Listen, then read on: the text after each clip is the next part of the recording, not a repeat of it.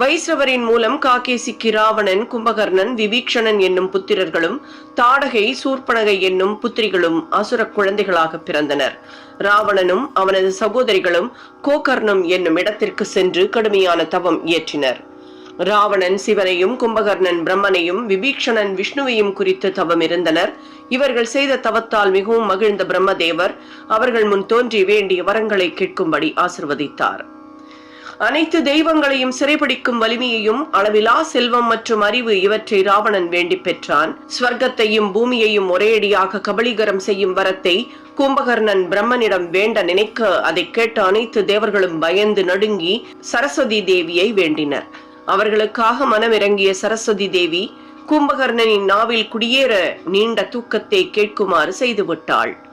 மனம் மகிழ்ந்த பிரம்மனும் அப்படியே அந்த வரத்தை நல்கி 6 மாதங்களுக்கு ஒரு முறை மட்டும் தூக்கத்தில் இருந்து விழித்து நன்றாக வயிறு புடைக்க உண்டு அனைத்து கேளிக்கைகளையும் அனுபவித்து மீண்டும் உறக்கத்தில் ஆழும் வரத்தை அவனுக்கு அளித்தார்.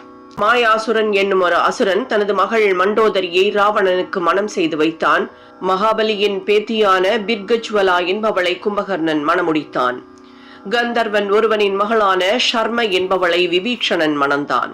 எல்லா தேசங்களையும் ராவணன் வென்று ஏராளமான அந்தணர்களையும் பசுக்களையும் கொன்றழித்தான். குபேரனை வென்று அவனது திரவியங்களை கொள்ளையடித்தான்.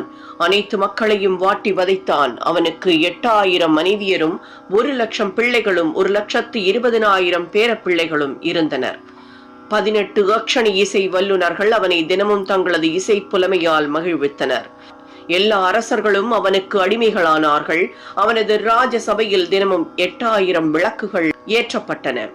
சுதந்திரமாக இறக்கைகளுடன் பறந்து திரிந்து கொண்டிருந்த தங்களது இறக்கைகளை வெட்டி வீழ்த்தி தங்களை செயலற்று ஒரே இடத்தில் அமரச் செய்துவிட்டதால் இந்திரனுக்கு பயந்த பர்வதங்கள், அதாவது மலைகள், ராவணனிடம் அடைக்கலம் புக அவர்களை எல்லாம் தனது யானைகளாக மாறச் செய்து தனக்கு சேவகம் செய்ய வைத்தான் ராவணன்.